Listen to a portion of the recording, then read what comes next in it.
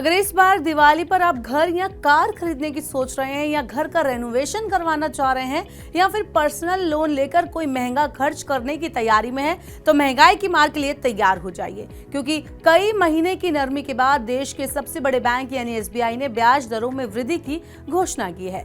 SBI ने 15 जुलाई की सुबह ग्राहकों को तगड़ा झटका देते हुए कर्ज महंगा कर दिया। बैंक ने अपने मार्जिन कॉस्ट ऑफ फंड्स आधारित कर्ज की दरों यानी एमसीएलआर में बढ़ोतरी की है। एमसीएलआर में बढ़ोतरी का मतलब है कि इससे अब बैंक के home loan, car loan, personal एवं कंज्यूमर लोन सभी कुछ महंगे हो जाएंगे।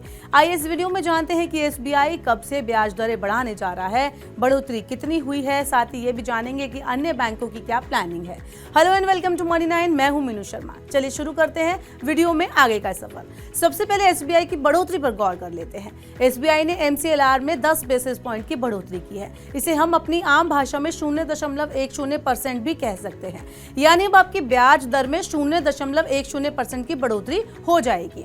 ये बढ़ोतरी सिलेक्टेड टेन्योर की एमसीएलआर पर लागू है। बैंक की ओर से लैंडिंग रेट्स में इजाफा करने के बाद एमसीएलआर से linked home loan, auto loan समेत अन्य दूसरे रिटेल लोन की ईएमआई बढ़ जाएगी। बैंक ने बताया कि बढ़ोतरी 15 जुलाई 2024 से लागू हुई है। एसबीआई की नई ब्याज दरों की अगर हम बात करें तो एसबीआई ने एक महीने की एमसीएलआर बेंचमार्क दर 5 आधार अंकों में बढ़कर 8.35% हो गई है, जबकि 3 महीने की एमसीएलआर बेंचमार्क दर 10 आधार अंकों में बढ़कर 8.40% हो गई है। बैंक ने 6 महीने, 1 साल और 2 साल की अवधि के लिए एमसीएलआर दरों में 10 बेसिस पॉइंट की बढ़ोतरी की है, जिससे 6 महीने की एमसीएलआर दर 8.75%, 1 साल की एमसीएलआर दर 8.85% और 2 साल की एमसीएलआर दर 8.95% हो गई है। 3 साल की एमसीएलआर दर को 5 आधार अंकों से बढ़ाकर 9% कर दिया गया।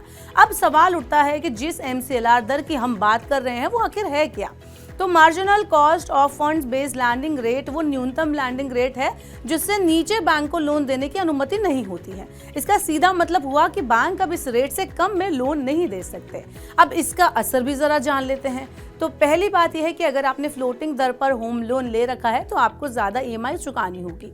बता दें कि ज्यादातर बैंक फ्लोटिंग दरों पर ही होम लोन बांटते हैं, देते हैं, यानी चपत लगनी तो तय है। वहीं कार या पर्सनल लोन की दरें आम तौर पर फिक्स होती हैं, ऐसे में इनकी ब्याज दर तो नहीं बढ़ेगी, लेकिन अगर आप अगले महीने कार लोन या पर्सनल लोन लेने जा रहे हैं तो बैंक आपको ज्यादा दर पर ही लोन दे पाएंगे।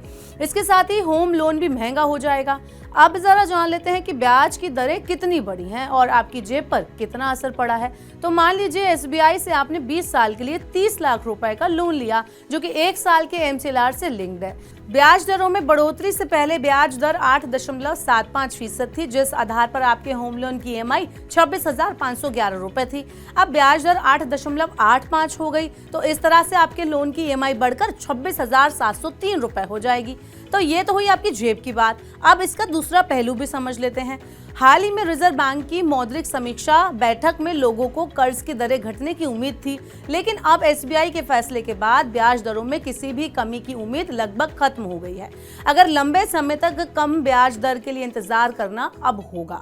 भारतीय रिजर्व बैंक ने अपनी हालिया बैठक में रेपो दर को 6.5% पर अपरिवर्तित रखने का फैसला किया है। ये लगातार 9वीं बैठक है जिसमें केंद्रीय बैंक ने मौजूदा दर को बनाए रखा है। विशेषज्ञ अगली बैठक में दरों में कटौती की उम्मीद नहीं कर रहे हैं। एसबीआई भारतीय बाजार का मार्केट लीडर है, ऐसे में अगर स्टेट बैंक ब्याज दर बढ़ाता है तो आगे चलकर अन्य निजी यानी प्राइवेट और गवर्नमेंट बैंक भी ब्याज दरों में बढ़ोतरी कर सकते हैं। हालांकि इसका एक बेहतर पक्ष यह है कि बैंक में एफडी खोलने वाले ग्राहकों को आने वाले समय तक ज्यादा ब्याज का फायदा मिलता रहेगा। आपको कैसा लगा ये वीडियो हमें कमेंट बॉक्स में बताएं। ऐसे और वीडियोस के लिए देखते रहिए मनी 9 और सब्सक्राइब करें हमारा यूट्यूब चैनल।